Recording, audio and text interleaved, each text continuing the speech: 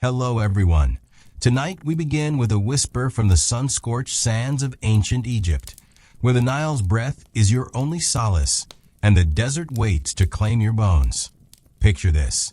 You're stumbling through a marketplace, your throat parched, your sandals fraying, and the one thing keeping you alive, a simple clay jug of water, slips from your hands, shattering on the stones. The crowd doesn't stop. The sun doesn't care, and you realize with a chill that without the everyday tools of this world, you're not just lost, you're dead. Could you survive a single day in the ancient world without the items that held it together? Spoiler, you wouldn't.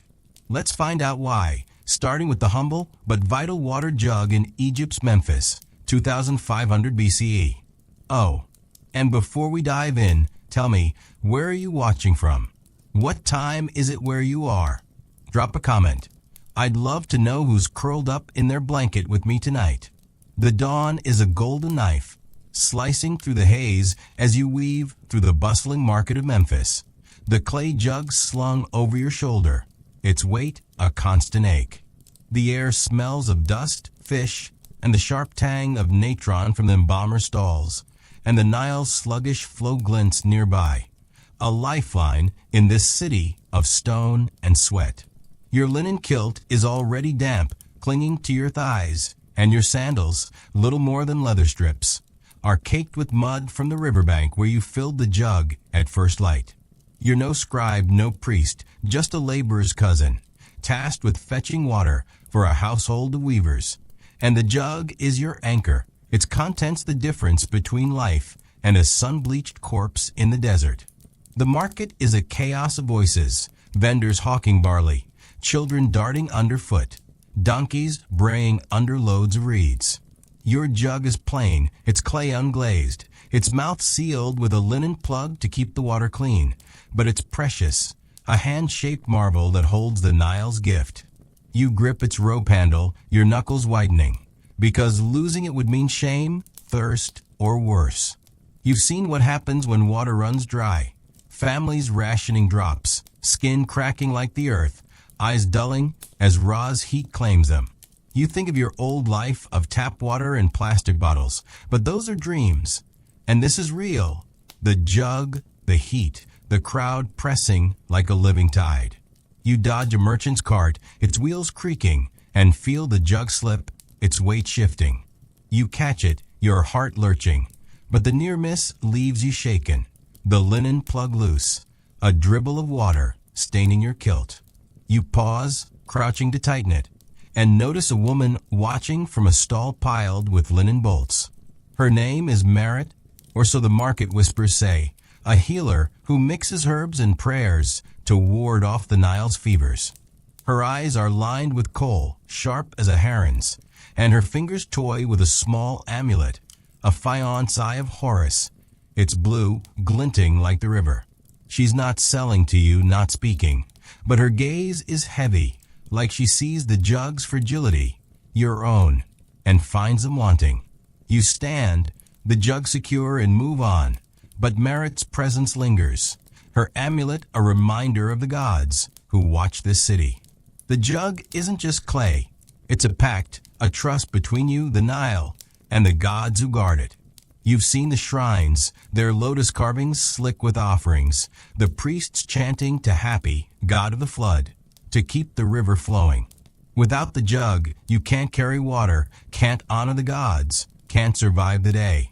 The market's noise grows, flutes wailing, a potter shouting prices, and you weave through, the jug bouncing against your hip, its clay warm from your body, its water sloshing like a living thing. A shout cuts through the din, harsh and panicked, from the market's edge. You turn, the jug swaying, and see a boy no older than 10, his own jug shattered on the stones, water pooling like blood.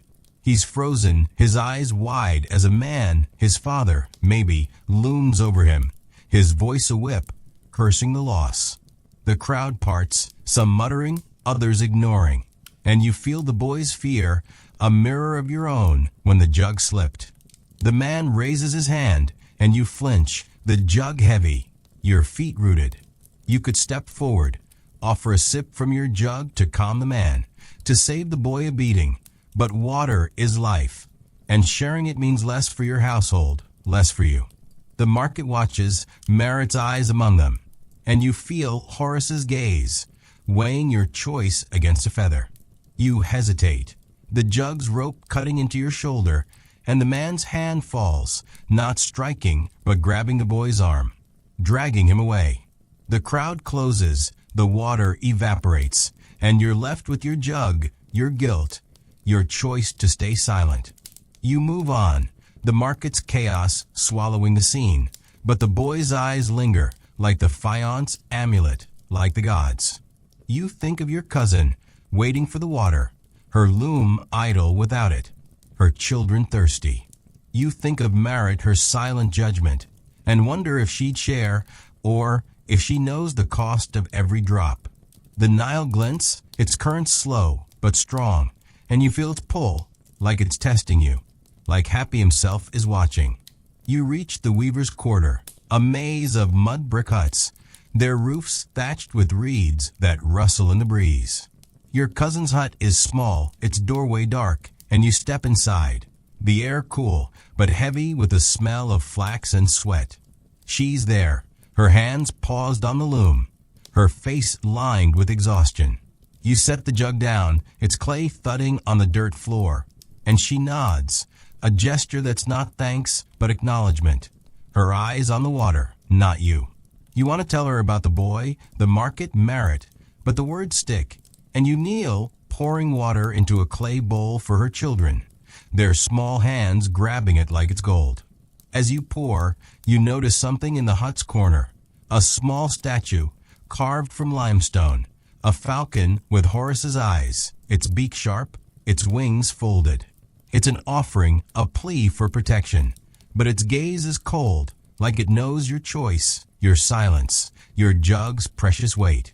You feel its eyes, or maybe Merit's, or maybe the boy's, and wonder if the gods mark you for what you didn't do, for the water you didn't share. The children drink, their gulps loud in the quiet, and you think of the Nile, its endless flow, its endless demands. You think of your old life, where water was a given, not a god, but here it's everything, and the jug is your lifeline, your burden, your sin. You stand, the jug lighter now, and step outside, the market's noise a distant hum.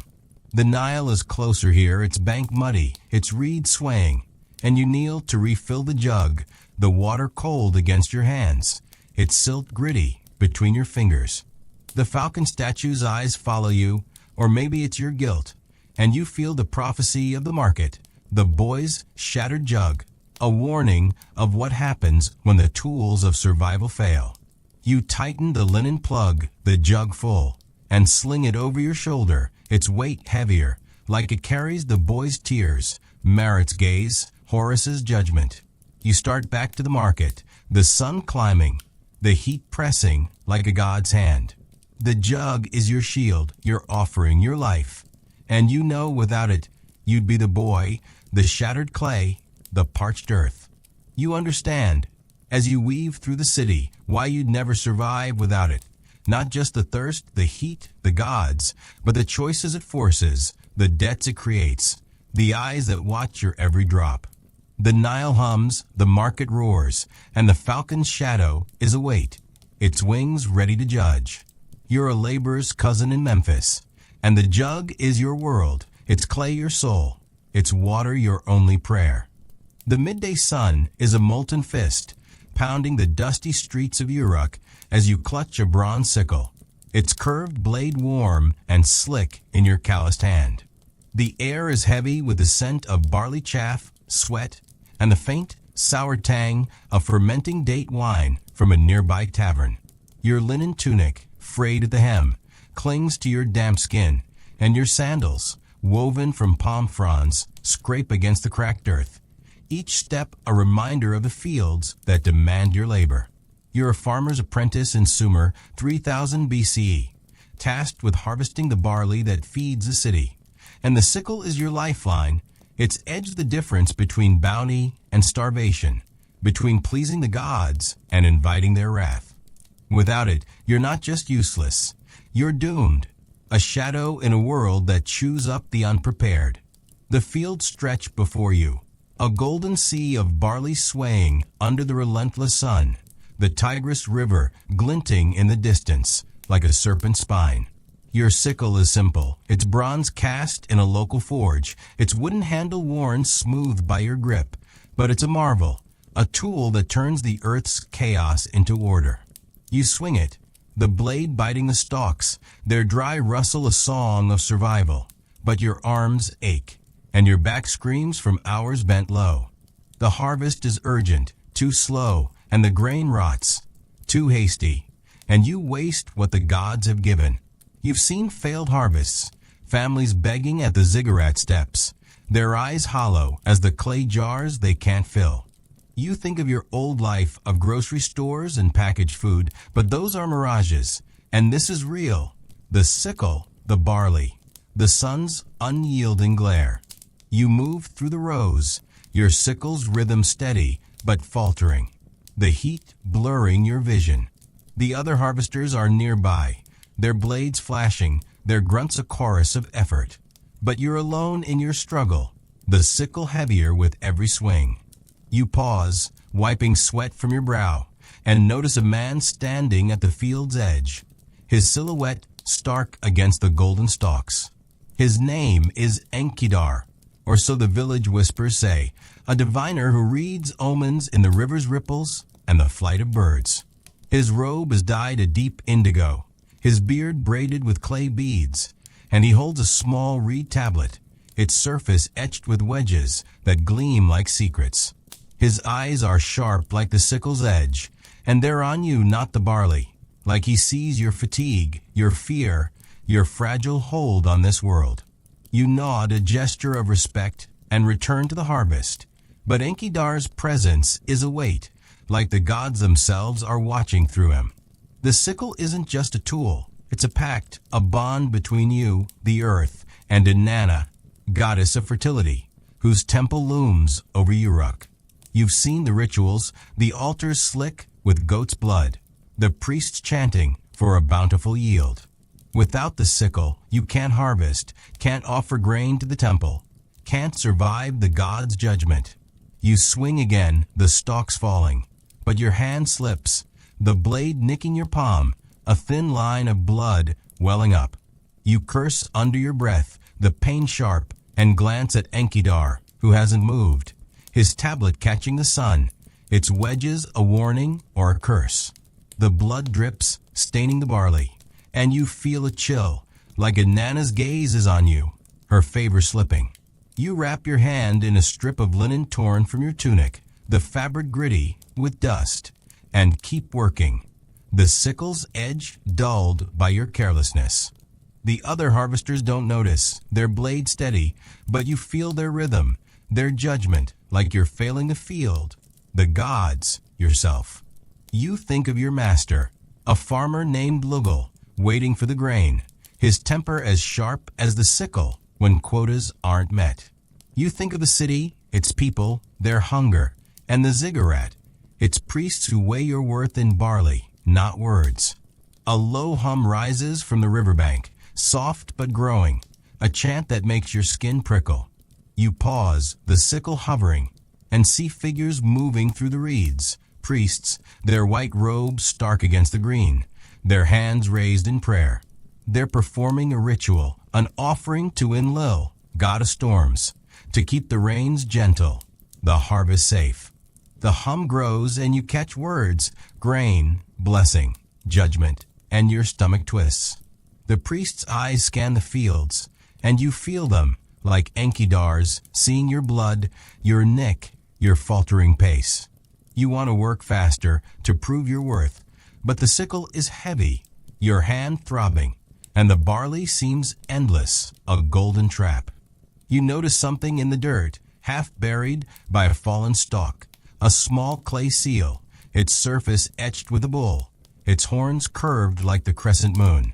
It's an offering, a charm for Inanna, meant to bless the harvest, but it's here, in your path, like a test. You freeze, the sickle still, and glance at Enkidu, who's closer now, his tablet held like a shield, his eyes unblinking. Do you pick up the seal, offer it to the priests, and risk being accused of theft, of disrupting the ritual? Or do you leave it buried and keep harvesting, praying Inanna doesn't notice your silence, knowing her wrath could curse the field, your life? The hum grows, the priests chant a storm, and you feel the god's gaze weighing your choice, your blood, your sickle. You step over the seal, your sandal brushing its edge, and swing the sickle, the barley falling. But the choice feels wrong, like you've angered something ancient. The priests chant peaks, and you see them scatter grain into the river, their robes rippling, their voices pleading. The tigress gurgles a low, mocking sound, and you wonder if the seal was meant for you, a sign you failed to read. Enkidu moves closer, his shadow falling over you, and he speaks, his voice low, like the river's current. The gods see the blade, he says, and the hand that wields it. Choose wisely what you cut. He turns, his tablet glinting, and vanishes into the stalks, leaving you with the seal, the sickle, and a question that cuts deeper than your wound. Do you trust the gods or your own hand? You harvest on, your hand bleeding, the sickle's edge duller now, each swing a fight against the barley. The heat, the gods. The priest's chant fades, but their eyes linger, or maybe it's Enkidu's or Inanna's, watching from the ziggurat's peak. You think of Lull, his anger, the city's hunger, and wonder if your grain will be enough, if your blood has tainted it, if the seal's curse will follow you. The other harvesters move ahead, their piles growing, and you feel their pace, their strength, their place in this world you're barely holding on to. You think of your old life, where tools were disposable, not divine. But here, the sickle is everything. Your work, your worth, your prayer. The sun climbs higher, the field's a furnace, and your tunic is soaked, your hand a map of pain. You pause, the sickle heavy, and see a girl, no older than 12, scurrying through the rows, her arms full of cut stalks, her eyes darting like a hare's. She's a harvester's daughter, her tunic patched, her face smudged with chaff, and she's struggling, the stalk slipping, her small frame buckling. You could help, drop your sickle and gather her load, ease her burden. But the priests are watching, Lull's quota looms, and your own pile is too small, your hand too weak. The seal's bull glints in the dirt, Inanna's horns a silent judge, and you feel the choice, sharp as the sickle. Aid the girl, risk your quota, or keep cutting, save yourself, and let her fall. You swing the sickle, your choice made in the motion, the barley falling.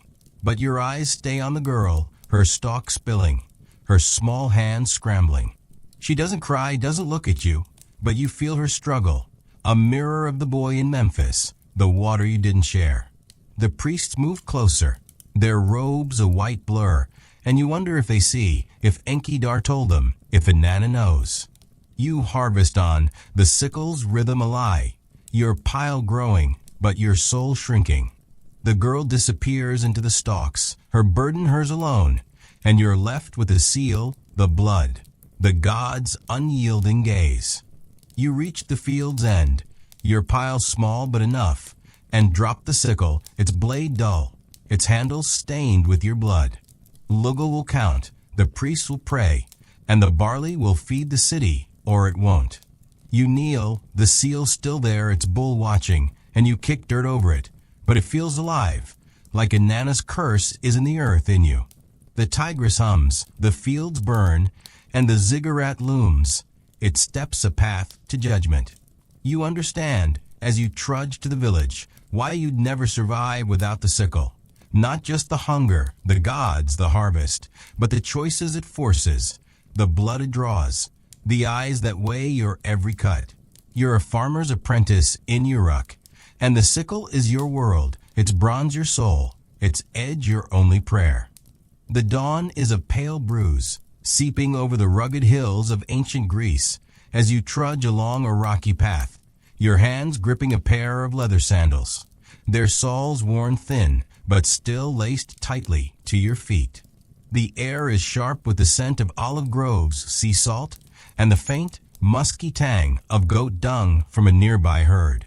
Your chiton, a coarse woolen tunic, scratches against your sweat-damp skin, and your calves ache from the uneven terrain, each step a negotiation with the stones that litter the trail. You're a messenger's apprentice in Athens for 150 BCE, tasked with carrying news between the city and its outlying farms. And the sandals are your salvation. Their leather the difference between swift delivery and a broken ankle, between pleasing your master and facing his wrath. Without them, you're not just stranded. You're prey, a fool in a world that punishes the unshod. The path winds through olive trees, their gnarled branches casting jagged shadows, the Aegean Sea glinting in the distance like a god's promise. Your sandals are simple, crafted from cowhide by a tanner in the agora, their laces knotted with care, but they're vital, a shield against the rocks, thorns, and blistering dust. You stride forward, the leather creaking, the soles flexing with your weight, but your feet sting, the laces chafing raw spots from yesterday's run. The message tucked into your belt, a wax tablet inscribed with trade orders, presses against your hip, urgent and heavy. You've seen what happens when messages are late, merchants cursing, deals collapsing, your master's hand heavy with reprimand. You think of your old life of sneakers and paved roads, but those are ghosts, and this is real. The sandals, the stones, the dawn's creeping heat. You move faster, the path steepening, the sandals gripping the earth, their leather scarred but holding. The other messengers are elsewhere, their routes crisscrossing Attica, but you're alone, the wind your only companion, its whistle mocking your pace. You pause, catching your breath, and notice a woman standing by a roadside shrine, her silhouette soft against the olive trees. Her name is Thetis, or so the farmers whisper, a seer who reads omens in the wind and the cries of gulls. Her chlamys is dyed a faded blue, her hair bound with a linen band, and she holds a small clay figurine, an owl, its eyes painted white, sacred to Athena. Her gaze is steady, like the sea's horizon, and it's on you, not the path, like she sees your haste, your raw feet, your fragile place in this world. You nod, a gesture of deference, and adjust the tablet, but Thetis' presence is a weight, like Athena herself is watching through her. The sandals aren't just leather, they're a vow, a bond between you, the earth, and the gods who guard the roads. You've seen the altars, their owl carvings dusted with ash, the priests chanting for Hermes, god of travelers, to keep the path safe. Without the sandals, you can't run, can't deliver, can't survive the god's judgment. You step forward, the leather creaking, but the laces loosen, a knot slipping, and you stumble, the tablet jarring against your belt. You catch yourself, the path unforgiving, and glance at Thetis, who hasn't moved, her owl figurine catching the dawn, its white eyes a warning or a curse. You kneel, readying the lace, your fingers fumbling, the leather stiff with sweat and dust. The raw spot on your heel bleeds, a smear on the sandal sole, and you feel a chill, like Athena's gaze is on you, her wisdom weighing your carelessness. You stand, the knot holding, and press on, but your pace is slower, the sandals heavier, like they're punishing you. The other messengers don't falter. Their stride sure, and you feel their absence, their judgment, like you're failing the path, the gods, yourself. You think of your master, a messenger named Cleon, waiting for the tablet, his patience as thin as the sandal's leather when deliveries are late. You think of Athens, its agora, its hunger for news, and the Acropolis, its priests who measure your worth in speed, not words. A low hum rises from the valley, soft but growing, a chant that makes your skin prickle. You pause, the sandals still, and see figures moving through the olive groves, worshippers, their white chitons stark against the green, their hands raised in prayer. They're performing a ritual, an offering to Demeter, goddess of the harvest. to bless the fields you're crossing. The hum grows and you catch words earth, path, protection, and your stomach twists. The worshipper's eyes scan the hills, and you feel them, like Thetis's, seeing your stumble, your blood, your faltering pace. You want to run faster to prove your worth, but the sandals chafe, your heel throbbing, and the path seems endless, a rocky trap. You notice something in the dust, half buried by a pebble, a small bronze pin, its head shaped like a pomegranate, sacred to Persephone, Demeter's daughter, a charm for safe passage. It's an offering meant to bless the traveler, but it's here, in your path, like a test.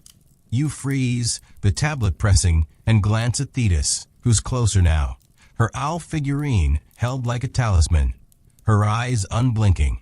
Do you pick up the pin, offer it to the worshippers, and risk delaying your message, angering Cleon?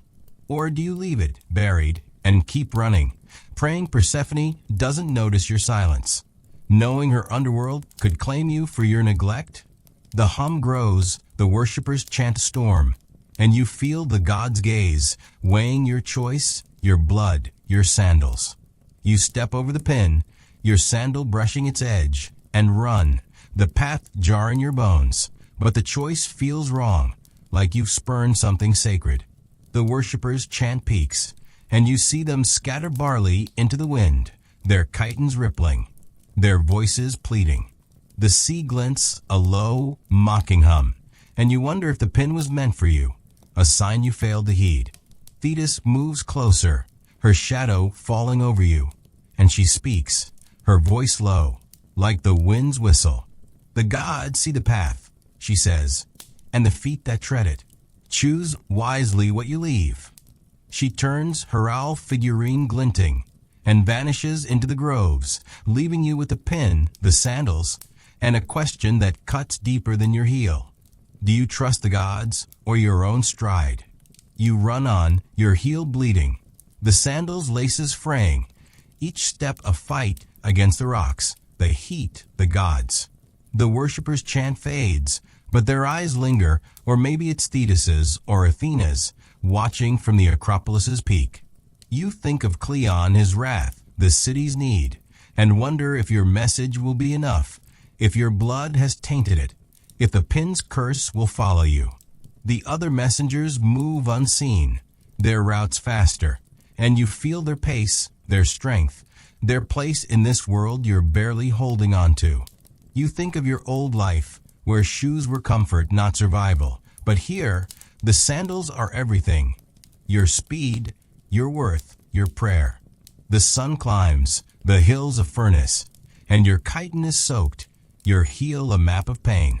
You pause, the sandals heavy, and see a man, his tunic torn, limping on the path ahead, his own sandals gone, his feet bloodied on the rocks.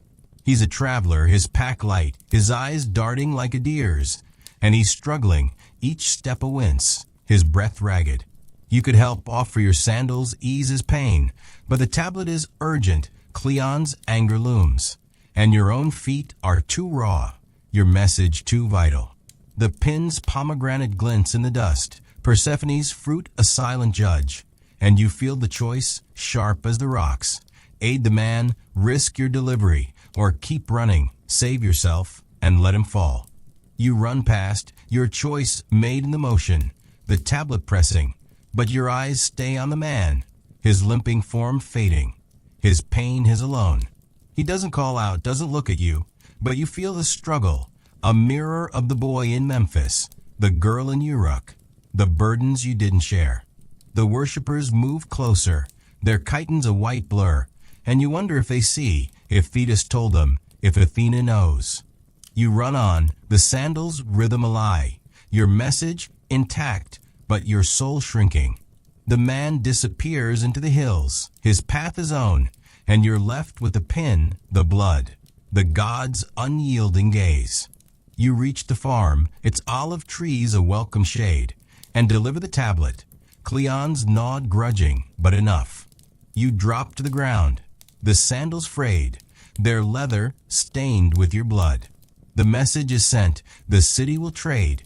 and Athens will eat, or it won't. You kneel, the pin's still there in your mind, it's pomegranate watching. And you know it's not gone, like Persephone's curse is in the earth in you. The sea hums, the hills burn, and the Acropolis looms, its columns a path to judgment. You understand, as you limp to your hut, why you'd never survive without the sandals. Not just the rocks, the gods, the path, but the choices they force, the blood they draw, the eyes that weigh your every step. You're a messenger's apprentice in Athens, and the sandals are your world, their leather your soul, their laces your only prayer. The twilight is a bruised veil, draping the Tiber's banks in hues of indigo and ash as you stand in a cramped Roman insula, your hands clutching a terracotta oil lamp, its wick flickering with a fragile flame. The air is thick with the scent of olive oil, mildew, and the faint, sour tang of garum from a neighbor's cooking pot. Your woolen tunic, patched and heavy with sweat, clings to your shoulders, and your bare feet press against the cold, uneven tiles, each shift a reminder of the city's restless pulse. You're a baker's assistant in Rome, 100 CE, tasked with keeping the ovens lit through the night, and the lamp is your lifeline. Its light the difference between bread and ruin, between serving your master and facing the streets. Without it, you're not just blind, you're lost, a ghost in a world that devours the unprepared. The insula is a warren of shadows, its narrow corridors echoing with snores, curses, and the distant clatter of carts on the cobblestones outside. Your lamp is simple. It's clay molded by a local potter, its spout blackened from use. But it's a marvel, a vessel that holds the glow of olive oil, banishing the dark that Rome's knights wield like a blade. You cradle it, your fingers smudged with soot, because losing its light would mean stumbling in the bakery, misjudging the dough, or worse, letting the ovens die. You've seen what happens when bread fails, crowds rioting, masters beating, families starving in the Subura's alleys. You think of your old life of electric bulbs and flashlights, but those are illusions. And this is real. The lamp, the dark, the city's unyielding hunger. You move through the insula, the lamp casting a trembling circle of light, its flame dancing with every draft. The bakery is below, a stone-walled room where the ovens glow like Vulcan's forge, and you're headed there, the lamp your guide through the maze of stairs and doorways. The other assistants are asleep, their shifts done, but you're alone, the night your master, its silence await. You pause, steadying the lamp, and notice a man leaning in a doorway, his silhouette stark against the flickering glow. His name is Lucius, or so the insula's whispers say, a haruspex who reads omens in the entrails of birds and the flicker of flames. His toga is stained, his eyes sunken but sharp, and he holds a small bronze knife, its blade glinting like a star. His gaze is on you, not the lamp, like he sees your exhaustion, your fear, your fragile place in this world. You nod a gesture of caution and adjust the lamp, but Lucius's presence is a shadow, like Jupiter himself is watching through him. The lamp isn't just clay, it's a pact, a bond between you, the fire, and the gods who guard Rome's hearts. You've seen the altars, their Vesta statues draped with garlands, the priests chanting for the eternal flame to burn. Without the lamp, you can't work, can't bake, can't survive the god's judgment. You step forward, the tiles cold, but the wick sputters, its flame shrinking, and you falter, the lamp tilting, a drop of oil spilling onto your hand. You hiss, the burn sharp, and glance at Lucius, who hasn't moved, his knife catching the light, its blade a warning or a curse. You steady the lamp, your fingers trembling, the oil's heat lingering on your skin. The burn is small, but it stings, and you feel a chill, like Vesta's gaze is on you, her fire judging your carelessness. You move on, the stairs creaking, the lamp's light wavering, but holding. The other assistants don't stir, their snores a distant rhythm, and you feel their absence, their judgment, like you're failing the ovens, the gods, yourself.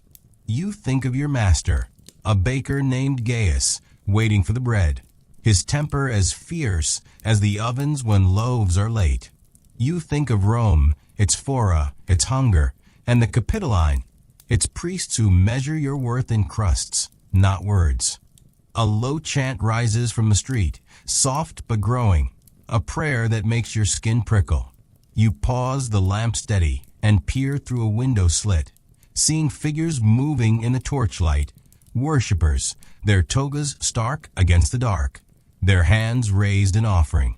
They're praying to Ceres, goddess of grain, to bless the harvest that feeds your ovens. The chant grows and you catch words, bread, flame, favor, and your stomach twists. The worshippers' eyes scan the insula, and you feel them like Lucius's, seeing your sputter, your burn, your faltering light.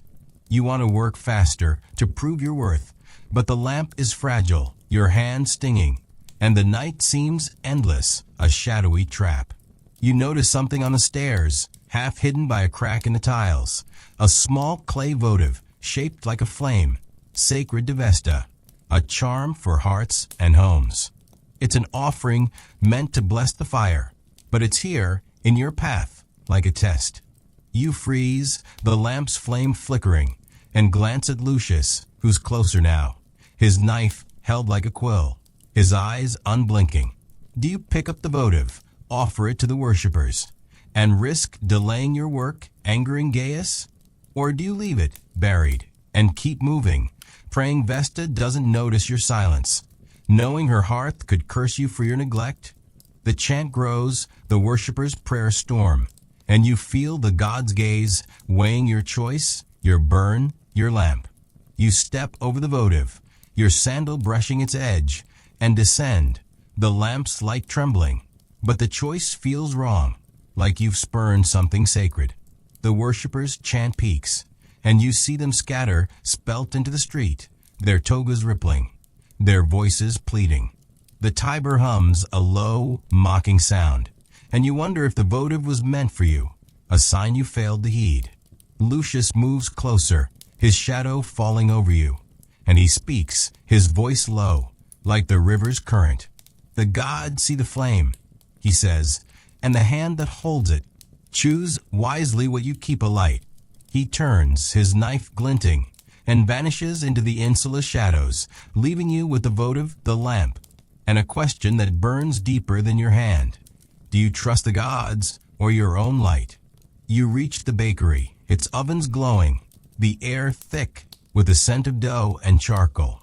You set the lamp on a stone ledge, its flame steady now, and begin kneading, your hand stinging, the dough heavy with your guilt.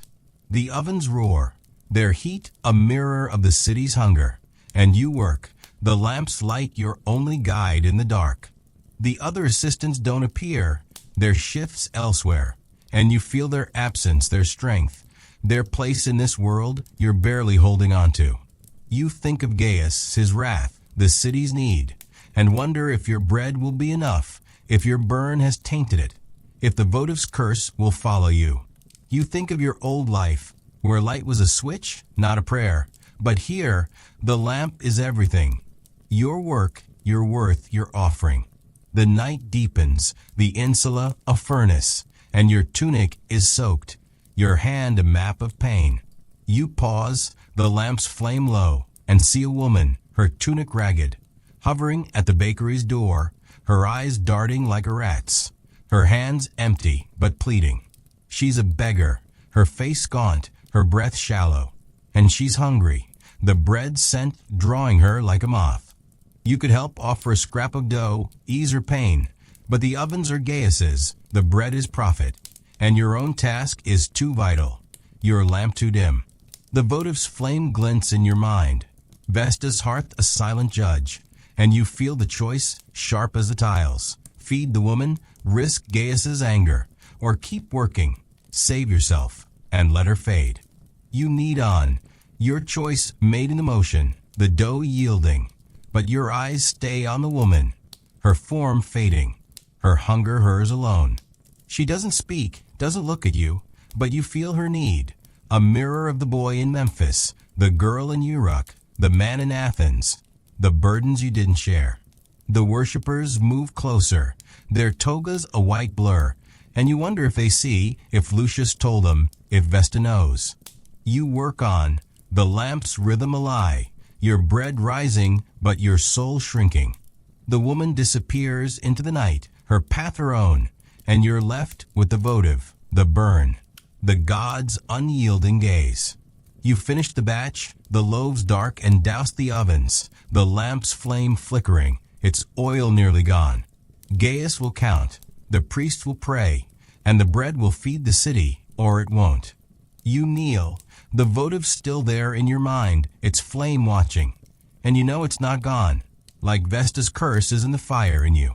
The Tiber hums, the Insula sleeps, and the Capitoline looms, its temples a path to judgment. You understand, as you stagger to your mat, why you'd never survive without the lamp. Not just the dark, the gods, the bread, but the choices it forces, the burns it leaves, the eyes that weigh your every flicker. You're a baker's assistant in Rome, and the lamp is your world, its clay your soul, its flame your only prayer. The dawn is a fragile ember, glowing faintly over the mist-shrouded hills of ancient China as you trudge through a muddy village lane, your hands clutching a bamboo basket, its woven strands rough against your calloused palms. The air is sharp with the scent of wet earth, rice chaff, and the faint, acrid tang of charcoal smoke from a nearby hearth. Your hemp robe, patched and heavy with dew, brushes your ankles, and your straw sandals squelch in the mire, each step a reminder of the fields that demand your toil. You're a farmer's apprentice in the Zhou dynasty, 800 BCE, tasked with gathering rice to feed the village, and the basket is your lifeline. It's weave the difference between harvest and hunger, between honoring the ancestors and facing their curse. Without it, you're not just empty-handed. You're doomed, a wisp in a world that buries the careless. The lane winds toward the rice paddies, their flooded patches glinting like shattered jade under the rising sun. The yellow river's distant hum, a constant prayer. Your basket is simple, crafted by a village elder, its bamboo strips tight and sturdy. But it's essential, a vessel that holds the grain that sustains life. You sling it over your shoulder, its weight light but growing with every handful of rice you'll gather, and your back already aches from yesterday's labor. The harvest is critical, too little, and the village starves, too careless, and the grain spills, wasted offerings to the earth. You've seen famine shadow children with hollow cheeks, elders whispering of angry spirits. You think of your old life of supermarkets and plastic bags, but those are dreams. And this is real. The basket, the mud, the dawn's creeping chill. You move through the paddies, the water cold around your shins, the basket bouncing against your hip. The other farmers are nearby, their basket swaying, their low grunts blending with the frog's croak. But you're alone in your task. The rice is what Sheena challenge you must master. You pause, adjusting the basket strap, and notice a woman standing on a raised path, her silhouette stark against the mist. Her name is Lien, or so the village whispers say, a shaman who reads omens in the river's currents and the patterns of clouds. Her robe is dyed a faded green, her hair pinned with a bone comb, and she holds a small bronze mirror, its surface etched with a dragon, its coils glinting like the paddies. Her eyes are calm, like still water, but they're on you, not the rice, like she sees your strain, your fear, your tenuous grip on this world. You nod a gesture of respect and wade deeper, but Lien's presence is a weight, like the ancestors themselves are watching through her. The basket isn't just bamboo, it's a covenant, a bond between you, the earth, and the spirits who guard the harvest. You've seen the shrines, their wooden tablets inscribed with ancestral names, the villagers chanting for the yellow emperor to bless the fields. Without the basket, you can't gather, can't offer rice to the spirits, can't survive their judgment. You scoop a handful of rice, the grains heavy with water, and drop them into the basket, their soft thud a rhythm of survival. But your hand slips, a few grains spilling into the paddy, sinking like offerings lost. You curse under your breath, the loss small but stinging, and glance at Lien, who hasn't moved, her mirror catching the dawn, its dragon a warning or a curse. You scoop again, your fingers trembling, the spilled grains a mark against you, like the ancestors' gaze is on you, their favor slipping. You tighten the basket strap, the bamboo creaking, and keep working, but your pace is slower, the basket heavier, like it's punishing you. The other farmers don't notice, their baskets filling, and you feel their rhythm, their judgment, like you're failing the fields, the spirits, yourself. You think of your master, a farmer named Wei, waiting for the rice, his patience as thin as the baskets weave when yields are low. You think of the village, its hearths, its hunger, and the shrine, its elders who measure your worth in grains, not words. A low chant rises from the village, soft but growing, a prayer that makes your skin prickle. You pause, the basket steady, and see figures moving through the mist, villagers, their robes drab against the green, their hands raised in offering. They're praying to Tutti Gong, god of the land, to bless the harvest that fills your basket. The chant grows and you catch words, earth, grain, harmony, and your stomach twists. The villagers' eyes scan the paddies, and you feel them, like Lien's, seeing your spill, your slip, your faltering pace. You want to work faster to prove your worth, but the basket is cumbersome, your hand aching, and the paddies seem endless, a muddy trap. You notice something in the water, half sunken by a rice stalk, a small jade pendant, carved with a turtle, sacred to the ancestors, a charm for prosperity and protection. It's an offering meant to bless the harvest, but it's here in your path, like a test. You freeze, the basket's weight pulling, and glance at Lien, who's closer now, her mirror held like a shield, her eyes unblinking. Do you pick up the pendant, offer it to the villagers, and risk delaying your work, angering Wei? Or do you leave it sunken and keep gathering, praying the ancestors don't notice your silence, knowing their spirits could curse you for your neglect? The chant grows, the villagers' prayer a storm, and you feel the spirits' gaze, weighing your choice, your spill, your basket. You step over the pendant, your sandals stirring the water, and scoop rice, the grains falling. But the choice feels wrong, like you've spurned something sacred. The villagers' chant peaks, and you see them scatter rice into the air, their robes rippling, their voices pleading. The yellow river hums, a low mocking sound, and you wonder if the pendant was meant for you, a sign you failed to heed. Lien moves closer, her shadow falling over you, and she speaks, her voice low, like the river's current. The spirits see the harvest, she says, and the hand that gathers it. Choose wisely what you keep. She turns, her mirror glinting, and vanishes into the mist, leaving you with the pendant, the basket, and a question that cuts deeper than your ache. Do you trust the spirits or your own hands? You gather on, your hand throbbing, the baskets weave fraying, each scoop a fight against the paddies, the heat, the spirits. The villagers' chant fades, but their eyes linger, or maybe it's Lien's or the ancestors, watching from the shrine's tablets. You think of Wei, his anger, the village's need, and wonder if your rice will be enough, if your spill has tainted it, if the pendant's curse will follow you. The other farmers move ahead, their baskets brimming, and you feel their pace, their strength, their place in this world you're barely holding on to. You think of your old life, where containers were trivial, not divine, but here, the basket is everything. Your work, your worth, your offering.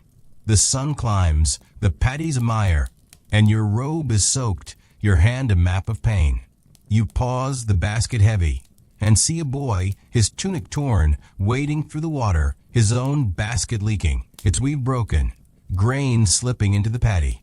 He's a farmer's son, his face smudged with mud, his eyes darting like a fish's, and he's struggling, each step a loss, his breath ragged. You could help, offer your basket, ease his burden, but the rice is weighs, the harvest urgent, and your own load is too small, your hand too weak. The pendant's turtle glints in the water. The ancestors gaze a silent judge, and you feel the choice, sharp as the bamboo. Aid the boy, risk your yield, or keep gathering, save yourself, and let him sink. You scoop on, your choice made in the motion. The grain's falling, but your eyes stay on the boy, his basket crumbling, his small hand scrambling. He doesn't cry, doesn't look at you, but you feel the struggle, a mirror of the boy in Memphis, the girl in Uruk, the man in Athens, the woman in Rome, the burdens you didn't share. The villagers move closer, their robes a gray blur, and you wonder if they see, if Lien told them, if the ancestors know. You gather on, the basket's rhythm a lie, your load growing, but your soul shrinking. The boy disappears into the paddies, his loss his own, and you're left with the pendant, the spill, the spirit's unyielding gaze. You reach the village, its granary, a squat hut, and empty your basket. Ways gnawed grudging, but enough. You drop to the ground, the basket frayed, its bamboo stained with your sweat. The rice is stored, the spirits will eat, and the village will live, or it won't.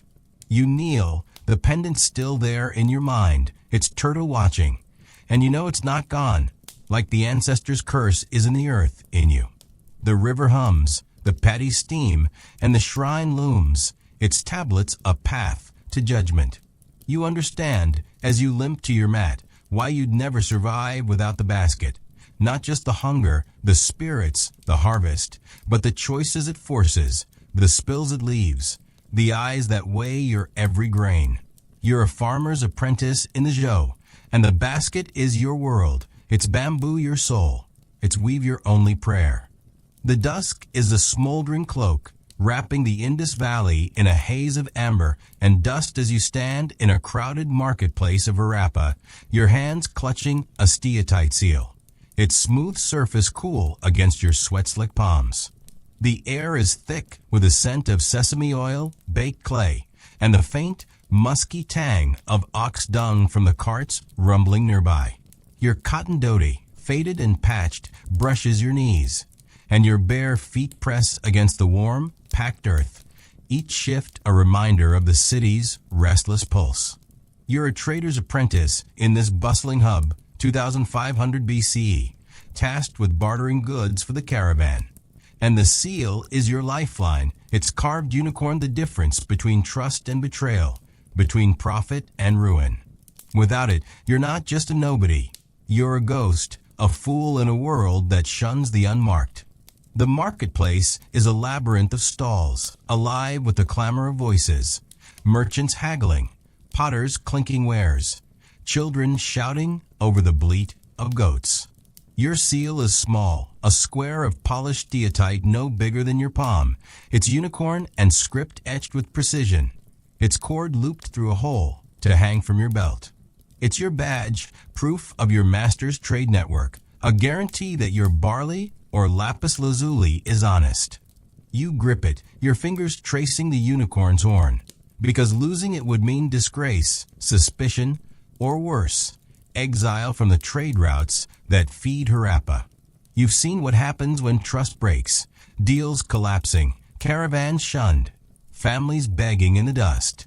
You think of your old life of credit cards and digital signatures, but those are shadows, and this is real, the seal, the crowd, the dusk's creeping heat. You weave through the stalls, the seal secure, its cord tugging at your belt as you carry a sack of barley to barter for copper ingots. The other traders are sharp-eyed, their own seals glinting, their voices a dance of offer and counteroffer.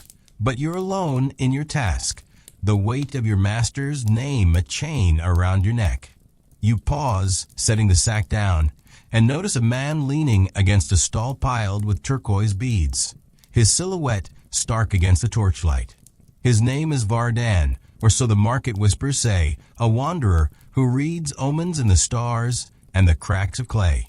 His robe is a deep ochre, his beard streaked with gray, and he holds a small clay tablet, its surface etched with a tree, its branches spiraling like the script on your seal. His eyes are piercing like the desert's edge, and they're on you, not the barley. Like he sees your haste, your fear, your fragile place in this world. You nod a gesture of deference and lift the sack, but Varden's presence is a weight, like the gods themselves are watching through him. The seal isn't just stone, it's a vow, a bond between you, the trade, and the deities who guard Harappa's wealth. You've seen the shrines, their bull statues draped with garlands, the priests chanting for the mother goddess to bless the markets. Without the seal, you can't trade, can't prove your worth, can't survive the god's judgment. You step toward a copper merchant, the seal raised to show your mark, but the cord snags on a stall's edge, and you stumble, the seal slipping from your hand, clattering to the earth. You gasp, the crowd's noise drowning your panic, and dive for it, your fingers brushing its edge before it's kicked under a cart by a passing sandal. You glance at Vardan, who hasn't moved, his tablet catching the torchlight, its tree a warning or a curse. You scramble under the cart, the dust choking you, the seal just out of reach, its unicorn hidden in the shadows. Your heart pounds, the barley sack forgotten, because without the seal, you're a liar, a thief, a nobody in the eyes of the market. You stretch, your arms scraping the cart's wheel, and grasp the seal, its steatite cool but heavy, like it's absorbed your shame. You stand, the cord tangled, and retie it to your belt, your hands trembling, the crowd oblivious, but Varden's eyes unyielding. The merchant waits, his patience thinning, and you show the seal, its unicorn intact, but the near loss lingers, like the gods have marked your clumsiness, their favor slipping. You barter, the copper ingots heavy in the sack, but your mind is on the seal, its cord a fragile thread. The merchant's eyes linger on it, checking its script, and you feel the market's pulse, its trust hanging on that carved stone. You think of your master, a trader named Covey, waiting for the copper, his temper as sharp as the market's knives when deals falter. You think of Harappa, its kills, its hunger, and the temple, its priests who measure your worth in trade, not words. The seal is your proof, your passage, your prayer, and without it, you're nothing, a wanderer without a name. A low chant rises from the city's heart, soft but growing, a prayer that makes your skin prickle. You pause, the sack steady, and see figures moving through the streets, worshippers, their robes drab against the torchlight, their hands raised in offering. They're praying to the mother goddess, to bless the trade that fills your sack. The chant grows and you catch words, wealth, trust, earth, and your stomach twists. The worshippers' eyes scan the market, and you feel them, like Varden's, seeing your stumble, your near loss, your faltering trust. You want to trade faster to prove your worth, but the seal is heavy, your arm aching, and the market seems endless, a dusty trap. You notice something in the dirt, half buried by a spilled grain, a small terracotta figurine, shaped like a seated woman, her arms crossed, sacred to the mother goddess, a charm for prosperity and protection. It's an offering meant to bless the trade, but it's here, in your path, like a test. You freeze, the seal's cord pulling, and glance at Vardan, who's closer now, his tablet held like a ledger, his eyes unblinking. Do you pick up the figurine, offer it to the worshippers, and risk delaying your trade, angering Covey? Or do you leave it, buried, and keep bartering, praying the mother goddess doesn't notice your silence, knowing her earth could curse you for your neglect? The chant grows, the worshippers' prayers storm, and you feel the god's gaze, weighing your choice, your stumble, your seal. You step over the figurine, your sandals stirring the dust, and barter on, the copper secured. But the choice feels wrong, like you've spurned something sacred. The worshippers' chant peaks, and you see them scatter sesame seeds into the air, their robes rippling, their voices pleading. The Indus hums a low, mocking sound, and you wonder if the figurine was meant for you, a sign you failed to heed. Vardan moves closer, his shadow falling over you, and he speaks, his voice low, like the river's current. The gods see the mark, he says, and the hand that bears it. Choose wisely what you claim. He turns, his tablet glinting, and vanishes into the crowd, leaving you with the figurine, the seal, and a question that cuts deeper than your ache. Do you trust the gods or your own trade? You trade on, your arm throbbing, the seal's cord fraying, each barter a fight against the market, the heat, the gods. The worshippers' chant fades, but their eyes linger, or maybe it's Vardens or the mother goddesses, watching from the temple's peak. You think of Covey, his anger, the caravan's need, and wonder if your copper will be enough, if your stumble has tainted it, if the figurine's curse will follow you. The other traders move ahead, their seals gleaming, and you feel their pace, their strength, their place in this world you're barely holding on to. You think of your old life, where trust was a handshake, not a stone. But here, the seal is everything. Your work, your worth, your offering.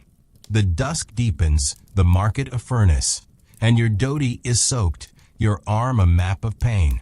You pause, the seal heavy, and see a woman, her robe torn, hovering at a stall's edge, her eyes darting like a jackal's, her hands empty but pleading. She's a beggar, her face gaunt, her breath shallow, and she's hungry, the market's wealth a taunt.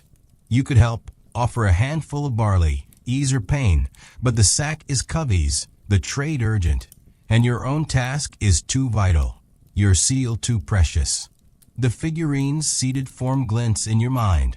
The mother goddesses gaze a silent judge, and you feel the choice sharp as the dust. Aid the woman, risk Covey's wrath, or keep trading, save yourself, and let her fade. You barter on, your choice made in the motion, the copper traded, but your eyes stay on the woman, her form fading, her hunger hers alone. She doesn't speak, doesn't look at you, but you feel her need, a mirror of the boy in Memphis, the girl in Uruk, the man in Athens, the woman in Rome, the boy in Joe, the burdens you didn't share. The worshippers move closer, their robes a gray blur, and you wonder if they see, if Vardan told them, if the mother goddess knows. You trade on, the seal's rhythm a lie, your goods secured, but your soul shrinking. The woman disappears into the dusk, her path her own, and you're left with the figurine, the stumble, the god's unyielding gaze. You reach the caravan, its cart's a shadowed line, and deliver the ingots. Covey's nod grudging, but enough. You drop to the ground, the seal frayed, its steatite stained with your sweat. The trade is done, the gods will feast, and her rappa will thrive, or it won't. You kneel, the figurine still there in your mind, its seated form watching, and you know it's not gone, like the mother goddess's curse is in the earth, in you. The Indus hums, the market quiets, and the temple looms, its bulls a path to judgment. You understand, as you stagger to your mat, why you'd never survive without the seal, not just the trade, the gods, the market, but the choices it forces, the stumbles it leaves, the eyes that weigh your every mark. You're a trader's apprentice in Harappa, and the seal is your world, its steatite your soul, its unicorn your only prayer. The noon sun is a relentless hammer, searing the rocky highlands of the Andes as you trudge along a narrow mountain trail, your hands clutching a woven coca bag, its coarse alpaca fibers rough against your calloused fingers. The air is thin, sharp with the scent of dry grass, llama dung, and the faint, bitter tang of coca leaves tucked inside the bag. Your poncho, dyed a faded red, flaps in the biting wind, and your leather sandals, crude strips tied with sinew, grind against the gravel, each step a reminder of the altitude's cruel grip. You're a herder's apprentice in the Inca city of Cusco, 1400 CE, tasked with delivering coca to the temple for rituals, and the bag is your lifeline, its contents the difference between divine favor and ancestral wrath, between survival and exile.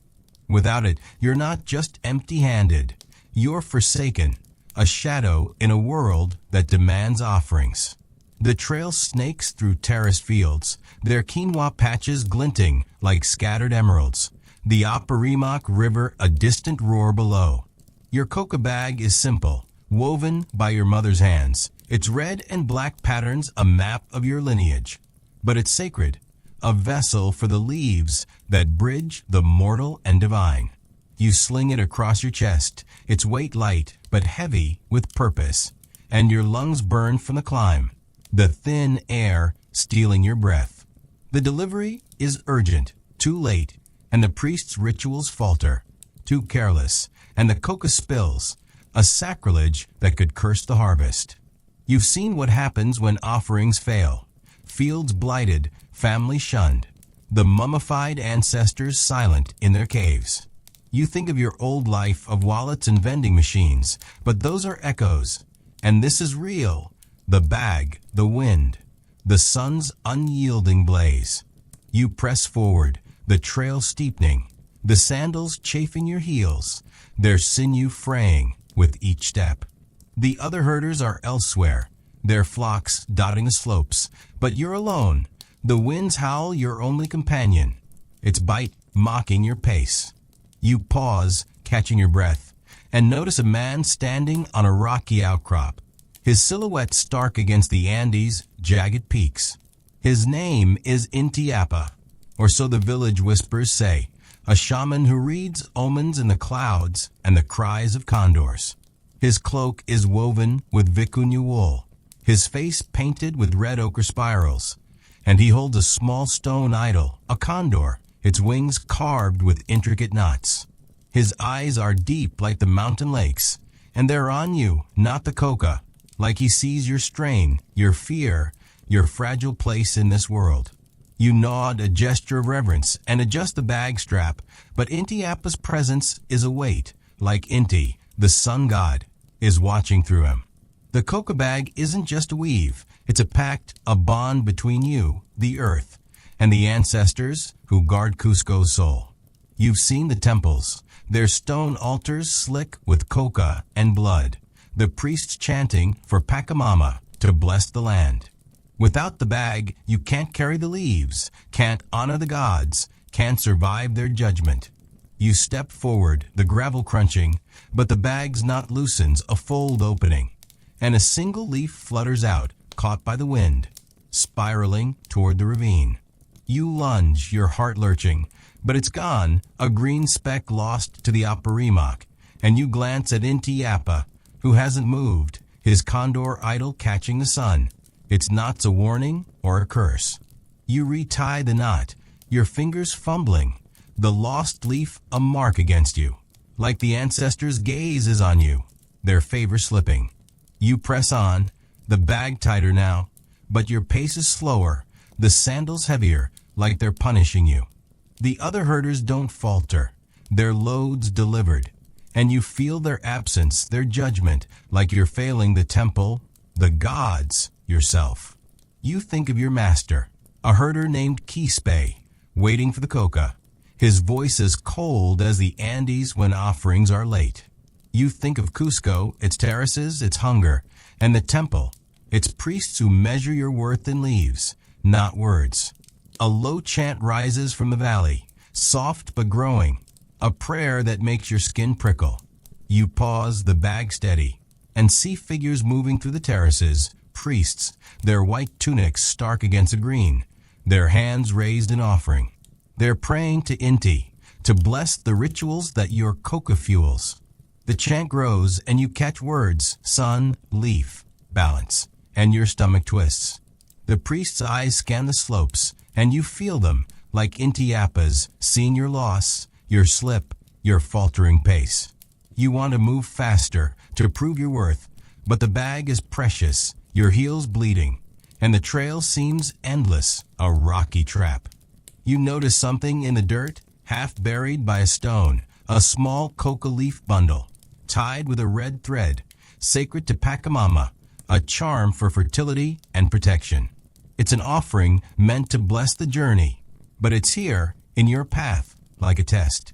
You freeze, the bag strap pulling, and glance at Intiapa, who's closer now, his condor idol held like a talisman, his eyes unblinking. Do you pick up the bundle, offer it to the priests, and risk delaying your delivery, angering Quispe? Or do you leave it, buried, and keep climbing, praying Pachamama doesn't notice your silence, knowing her earth could curse you for your neglect? The chant grows, the priest's prayers storm, and you feel the ancestors' gaze, weighing your choice, your loss, your bag. You step over the bundle, your sandals stirring the dust, and climb on, the coca secure, but the choice feels wrong, like you've spurned something sacred.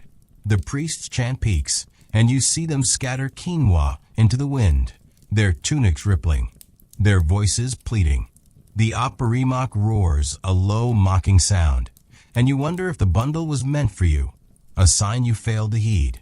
Intiapa moves closer, his shadow falling over you, and he speaks, his voice low, like the river's current. The gods see the leaf, he says, and the hand that carries it. Choose wisely what you offer. He turns, his condor idol glinting, and vanishes into the terraces, leaving you with the bundle, the bag, and a question that cuts deeper than your heels. Do you trust the gods or your own burden? You climb on, your heels bleeding, the bag's fibers fraying, each step a fight against the trail, the wind, the gods.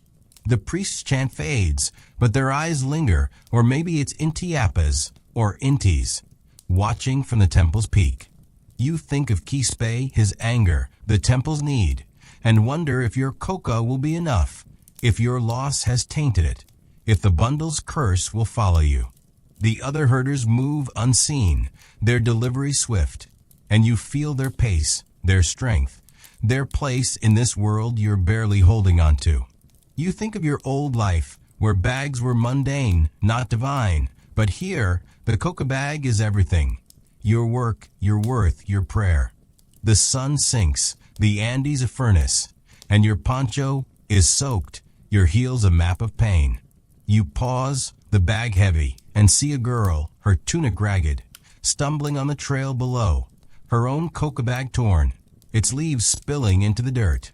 She's a herder's daughter, her face smudged with dust, her eyes darting like a guanaco's, and she's struggling, each step a loss, her breath ragged. You could help, offer your bag, ease her burden, but the coca is Quispe's, the ritual urgent, and your own load is too vital, your heels too raw. The bundle's red thread glints in your mind, Pachamama's gaze a silent judge, and you feel the choice sharp as the gravel. Aid the girl, risk Quispe's wrath, or keep climbing, save yourself, and let her fall. You climb on, your choice made in the motion, the coca secure, but your eyes stay on the girl, her bag crumbling, her small hands scrambling. She doesn't cry, doesn't look at you, but you feel her struggle, a mirror of the boy in Memphis, the girl in Uruk, the man in Athens, the woman in Rome, the boy in Joe, the woman in Harappa, the burdens you didn't share. The priests move closer, their tunics a white blur, and you wonder if they see, if Intiapa told them, if Pachamama knows. You climb on, the bag's rhythm a lie, your load intact, but your soul shrinking. The girl disappears into the terraces, her loss her own, and you're left with the bundle, the leaf, the god's unyielding gaze. You reach the temple, its stone walls a shadowed fortress, and deliver the coca. Quispe's gnawed grudging, but enough. You drop to the ground, the bag frayed, its fibers stained with your sweat. The ritual will proceed, the gods will feast, and Cusco will thrive, or it won't. You kneel, the bundle still there in your mind, its thread watching, and you know it's not gone, like Pachamama's curse is in the earth in you. The Apurimac roars, the terraces quiet, and the temple looms, its altars a path to judgment. You understand, as you stagger to your hut, why you'd never survive without the coca bag. Not just the ritual, the gods, the harvest, but the choices it forces, the leaves it loses, the eyes that weigh your every offering. You're a herder's apprentice in Cusco, and the coca bag is your world, its weave your soul, its leaves your only prayer. The midday sun is a merciless blade, carving through the humid air of the Yucatan jungle as you crouch in a shaded clearing, your hands clutching a flint knife, its obsidian edge glinting like a shard of night. The air is thick with the scent of damp earth, copal smoke, and the faint, sweet tang of maize from a nearby field. Your cotton loincloth, soaked with sweat, clings to your thighs, and your bare feet sink into the soft loam, each shift a reminder of the jungle's restless pulse. You're a farmer's apprentice in the Maya city of Tikal, 600 CE, tasked with preparing offerings for the temple, and the flint knife is your lifeline. Its blade the difference between sacred ritual and divine wrath, between life and exile. Without it, you're not just useless, you're cursed, a wraith in a world that demands blood and precision. The clearing is a small oasis, surrounded by ceiba trees whose roots twist like serpents. The distant hum of Tikal's plazas a faint echo through the canopy. Your knife is simple, its flint core flaked to a razor's edge, its wooden handle bound with vine, but it's a marvel, a tool that cuts maize, flesh, and the veil between mortal and divine. You grip it, your knuckles widening. As you slice through a maize stalk, its milky sap sticking to your fingers, because a clumsy cut could ruin the offering, anger the priests, and doom the harvest. You've seen what happens when rituals fail, crops withering, families ostracized, the gods silent in their stone temples. You think of your old life of kitchen knives and supermarkets, but those are phantoms, and this is real. The knife, the jungle, the sun's unyielding glare. You work carefully, the knife's edge whispering through the maize, each stalk falling with a soft thud into a reed basket. The other farmers are in the fields, their own knives flashing, their low chants blending with the cicada's drone. But you're alone in this task. The temple's demands a weight on your shoulders. You pause, wiping sweat from your brow, and notice a woman standing at the clearing's edge, her silhouette stark against the green. Her name is Extabe, or so the village whispers say, a seer who reads omens in the smoke of copal and the calls of macaws. Her tunic is dyed a deep blue, her hair adorned with jade beads, and she holds a small clay censer, its smoke curling like a prayer. Her eyes are sharp like the obsidian in your knife, and they're on you, not the maize, like she sees your caution, your fear, your fragile place in this world.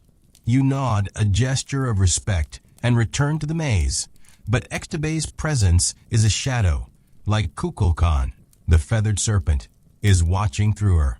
The flint knife isn't just a tool, it's a covenant, a bond between you, the earth, and the gods who guard Tikal's soul. You've seen the altars, their jaguar carvings slick with blood, the priests chanting for Chak to bring rain. Without the knife, you can't prepare offerings, can't honor the gods, can't survive their judgment. You slice again, the maize yielding, but your hand trembles, the blade grazing your thumb, a thin line of blood welling up. You hiss, the pain sharp, and glance at Extabe, who hasn't moved, her sensors smoke weaving through the air, its copal a warning or a curse. You wipe the blood on your loincloth, the stain a mark against you. Like Chak's gaze is on you, his reign withheld for your carelessness. You grip the knife tighter, its handle slick, and keep cutting, but your pace is slower, the blade heavier, like it's punishing you. The other farmers don't falter, their offerings ready, and you feel their absence, their judgment, like you're failing the temple, the gods, yourself. You think of your master, a farmer named Balaam, waiting for the maize, his voice as fierce as a jaguar when rituals are late. You think of Tikal, its pyramids, its hunger, and the temple, its priests who measure your worth in offerings, not words. A low drumbeat rises from the city, deep and rhythmic, a priest's call to the faithful. You pause, the knife still, and hear footsteps, not Extabe's but others, moving through the jungle toward the plaza.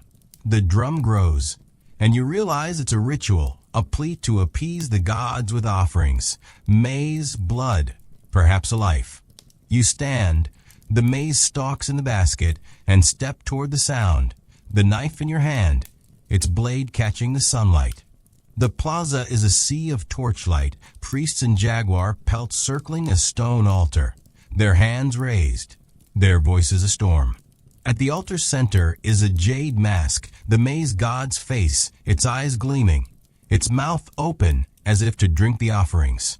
The crowd is dense, farmers and artisans, their faces painted with red ochre, their prayers desperate. You see a figure at the altar's edge, not a priest but a boy, his loincloth plain, his hair matted, his hands clutching a maize cob, its kernels pale as bone. He's young, his face taut with fear, and you realize he's part of the ritual, his role unclear, witness, offering, or something worse. The priests chant names the god's hunger, the cycle's balance, the rain that must come, and you feel the prophecy's weight, like the jungle is closing, its vines your heart.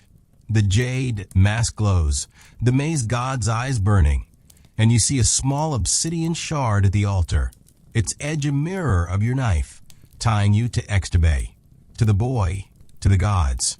The boy's eyes meet yours, a fleeting glance, and you see his terror, his youth, his life hanging like a stalk in your basket. The priest's obsidian knives flash, not yet raised, but ready, and you know the sacrifice is coming, whether it's the maize, the boy, or something else.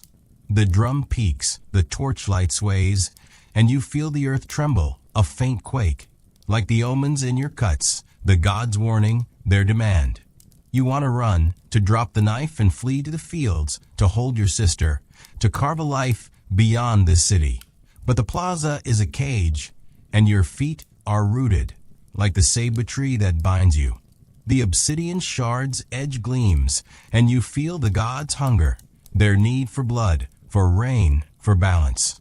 You step back, the knife trembling, and return to the clearing, your hands slicing the final stalk, the basket full. The chant grows, the quake fades, but the air is heavier, the dusk darker, like the gods are stirring already. You think of Extabe's words, the gods see the blade, and the hand that wields it. Choose wisely what you cut, and wonder if your knife is a lie, a prayer, a curse. Do you finish the task, deliver the maize, and offer your faith to Chak's fading rain? Or do you drop the knife, reject the ritual, and risk the god's wrath, knowing your defiance could mark you as the one the jungle claims first? The choice is a blade, splitting your soul, and you're already bleeding. You cut on, your thumb throbbing, the knife's edge dulling. Each slice a fight against the maize, the heat, the gods.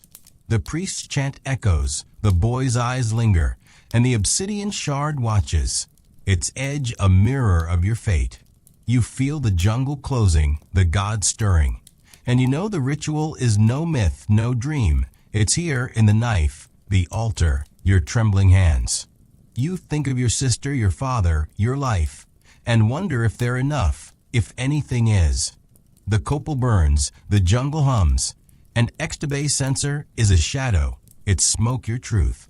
You understand, as the chant presses close, why you'd never survive without the flint knife.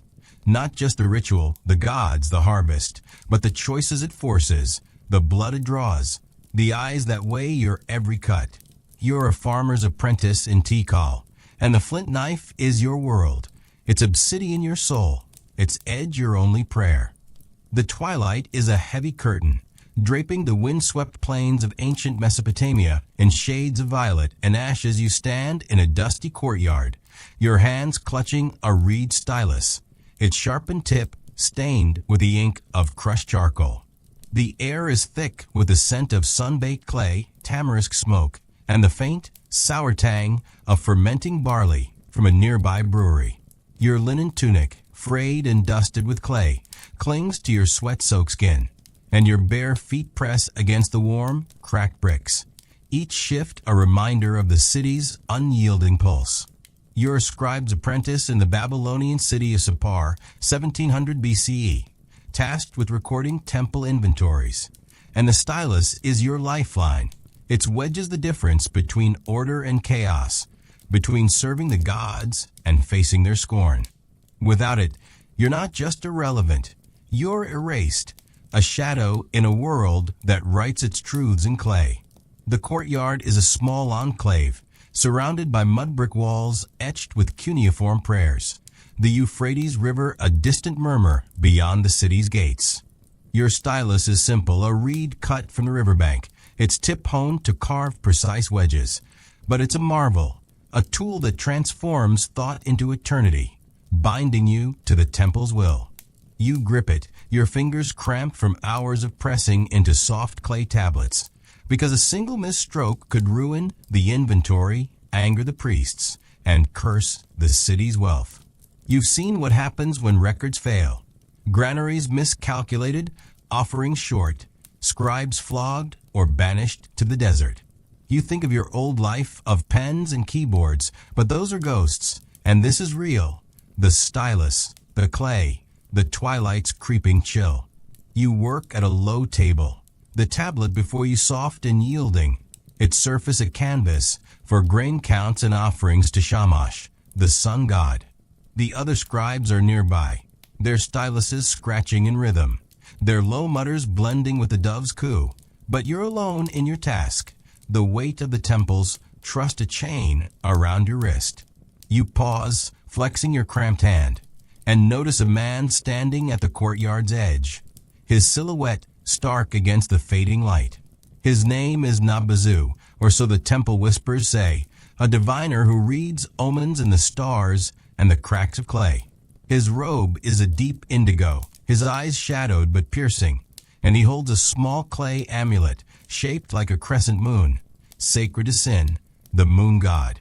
His gaze is on you, not the tablet, like he sees your fatigue, your fear, your fragile place in this world. You nod a gesture of deference and return to the tablet, but Nabazu's presence is a weight, like Shamash himself is watching through him. The stylus isn't just a reed, it's a pact, a bond between you, the clay, and the gods who guard Sapar's order. You've seen the ziggurat, its altars piled with barley and oil, the priests chanting for Nabu, god of writing, to bless the tablets.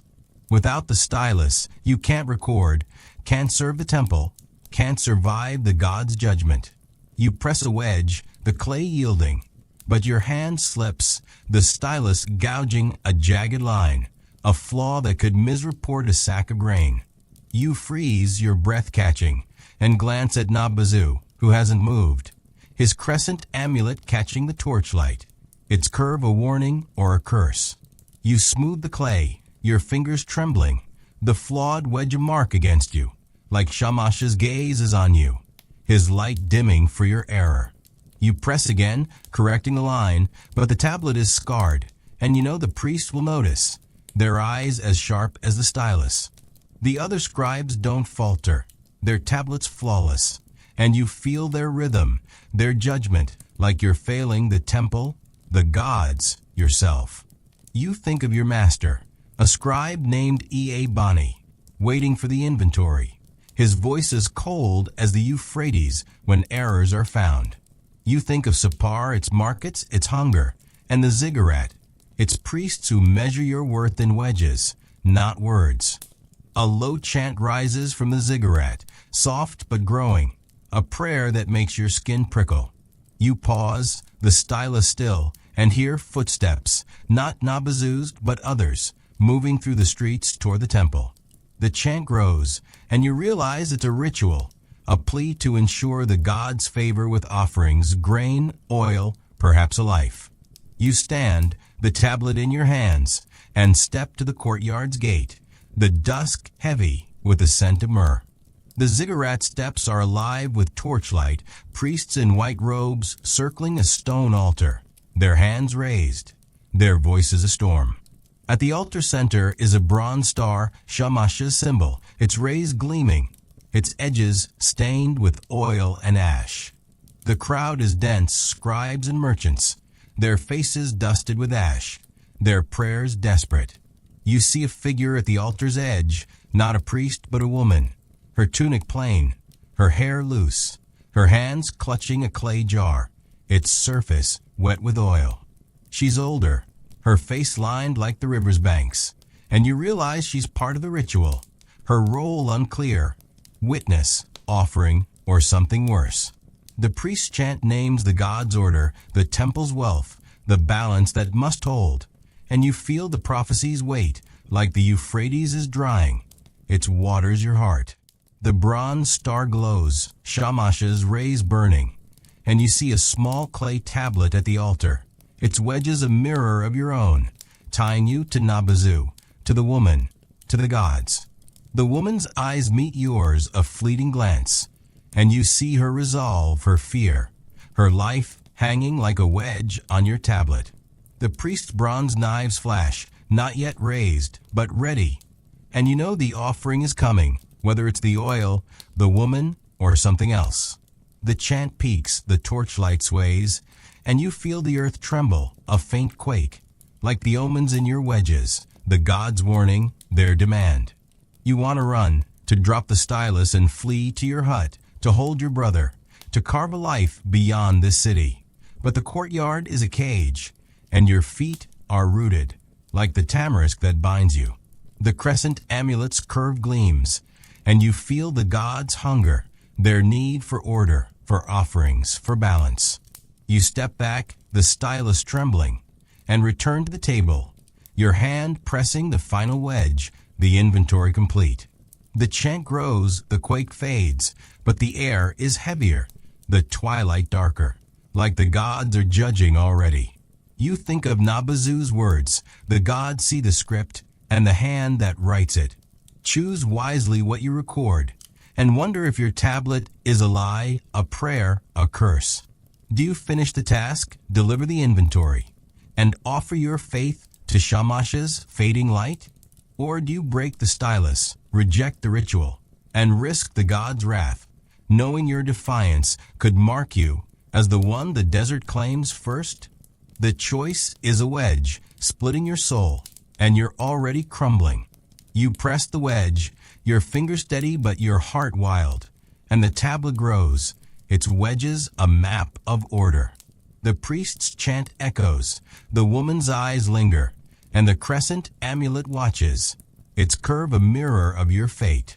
You feel the stars aligning, the gods stirring, and you know the ritual is no myth, no dream. It's here in the stylus, the altar, your trembling hands. You think of your brother, your mother, your life, and wonder if they're enough, if anything is. The myrrh burns, the Euphrates hums, and Nabazu's amulet is a shadow, its crescent your truth. You understand, as the chant presses close, why you'd never survive without the stylus, not just the records, the gods, the temple, but the choices it forces, the flaws it leaves, the eyes that weigh your every wedge. You're a scribe's apprentice in Sapar, and the stylus is your world, its read your soul, its wedges your only prayer. The midnight air is a cold shroud, wrapping the rocky cliffs of ancient Greece in a veil of starlight and shadow as you stand in a wind-swept olive grove, your hands clutching a bronze inakoi, its smooth surface slick with oil and trembling in the chill. The air is sharp with the scent of crushed olives, sea brine, and the faint, resinous tang of myrrh from a distant shrine. Your woolen chiton, tattered and heavy with dew, clings to your shivering frame, and your bare feet grip the stony earth, each shift a reminder of the night's unforgiving bite. You're a merchant's apprentice in Corinth, 500 BCE, tasked with delivering sacred oil to a temple ritual. And the inakoi is your lifeline, its contents the difference between divine favor and mortal ruin, between life and exile. Without it, you're not just a failure. You're forsaken, a wisp in a world that demands offerings and precision. You were summoned here by a whispered command, not from your master or a priest, but from a cloaked figure in the agora, their voice low and urgent. Bring the inakoi to the grove at midnight. The gods demand it.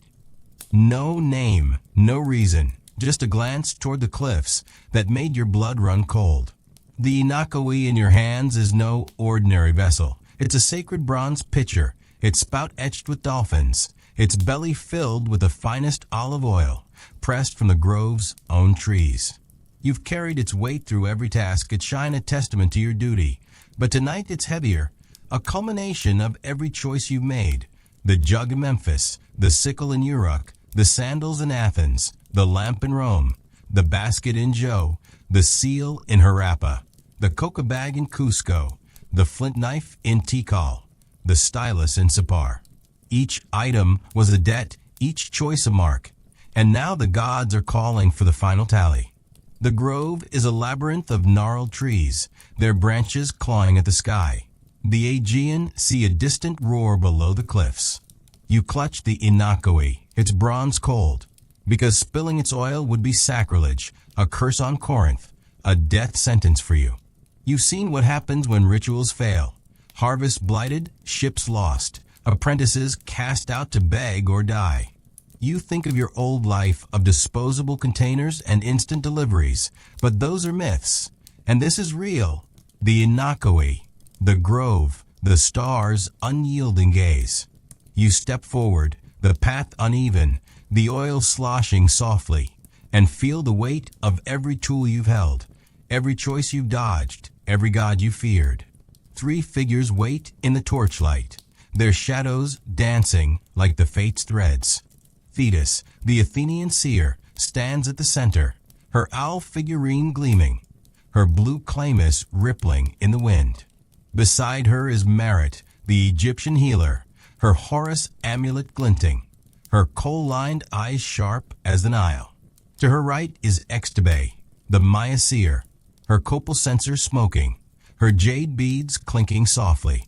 They're not here to guide you, not here to judge you, but to witness, to see if you'll fulfill the ritual or break under its weight. Thetis steps forward, her voice a wind's whisper. You've carried their tools, she says, her eyes on the Inaki. Water, grain, speed, light, rice, trust, coca, blood, words. Now Corinth demands oil, the life of the grove, the breath of Poseidon. Will you pour it?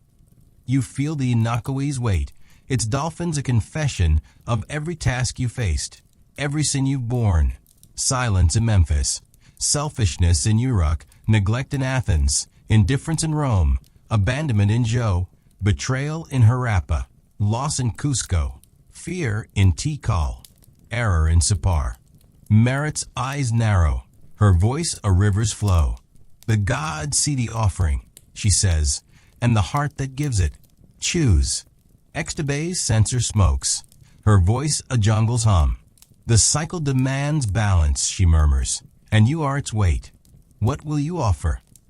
You look at the Inakoi, its oil a mirror of your soul, and see the grove's heart, an altar of rough stone, its surface etched with a trident, Poseidon's symbol, its prongs stained with oil and myrrh. The altar is flanked by a bronze tripod, its legs coiled like serpents, and you realize what they're asking, to pour the oil, to complete the ritual, to offer the grove's life, to appease the gods and save Corinth from their wrath. But the Inakoi is more than bronze. It's you, your duty, your life. And pouring, it feels like pouring your own blood, risking everything for a city that might not care. The wind howls, the torches flicker, and you feel the earth tremble, a faint quake, like the omens you've carried. The gods' warning, their demand. You think of the boy in Memphis, the girl in Uruk, the man in Athens, the woman in Rome, the boy in Jo, the woman in Harappa, the girl in Cusco, the boy in Tikal, the woman in Sippar. Their burdens, your refusals, their eyes a mirror of your guilt. You understand, standing in the grove's shadow, why survival is impossible. Not just the oil, the gods, the ritual, but the ledger of choices, each tool a debt, each debt a cut that bleeds you dry. You're an apprentice, not a priest, not a hero, and the gods don't want survivors. They want offerings, and you're the last. You look at Thetis, her owl a silent judge, Merit, her amulet a river's weight, Extabe, her censer a jungle's breath. The Inakoi burns in your hands, the altar's trident calling, and you know there's no escape, only a choice that will unmake you. Do you pour the oil, offer the Inakoi, and surrender to Poseidon's judgment? hoping to save Corinth, knowing it might consume you? Or do you keep the oil, reject the ritual, and defy the gods, risking their wrath, knowing your rebellion could mark you as the one the sea claims first? The choice is a storm rending your soul, and you're already drowning. You step to the altar, the inakoi trembling, and raise its spout, the bronze dolphins gleaming in the torchlight.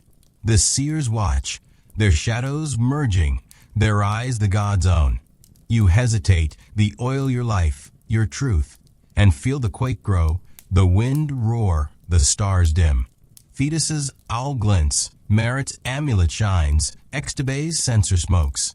And you know the moment is now, the debt is due, the world is watching.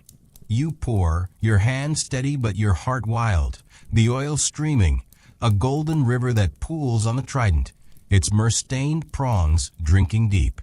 The altar glows, the quake peaks, and the seers step back, their forms fading into the grove, their eyes lingering like stars. The oil is gone, the inakoi empty, and you feel a void, not in the vessel, but in you, your life poured out, your truth consumed. The quake stills, the wind softens, but the air is heavier, the midnight darker, like Poseidon has accepted the offering but not absolved you. The tripod serpents seem to writhe, the trident's prongs to pierce, and you realize the ritual is done, but the debt is not. Corinth may stand, but you've given too much. Your soul is empty as the inakoi. You stumble from the altar, the grove silent, the Aegean roaring, and know you've paid the price. But the gods are never satisfied. Their seas always hungry, their ledgers never closed. You collapse in your hut, the mud walls a fragile cage, and feel the trident's weight, Poseidon's dolphins, the god scales. The seer's eyes, the inakoi's oil, the altar's glow, they're part of you, like the tools, like the debts. You close your eyes, the wind a ghost in your ears, and see the oil, its golden stream, a mirror of your soul. You understand, as the night presses close, why you couldn't survive. Because the tools are a god, their choices your judge, their debts your grave. You chose to pour, to offer, to surrender, but it's emptied you, and you're no longer whole. The Aegean chants, Corinth sleeps, and the grove watches, its olives eternal, your life a flicker. Sleep well if you dare, but don't be surprised if you wake to the sound of waves or the touch of a dolphin's fin, claiming you one last time. Good night.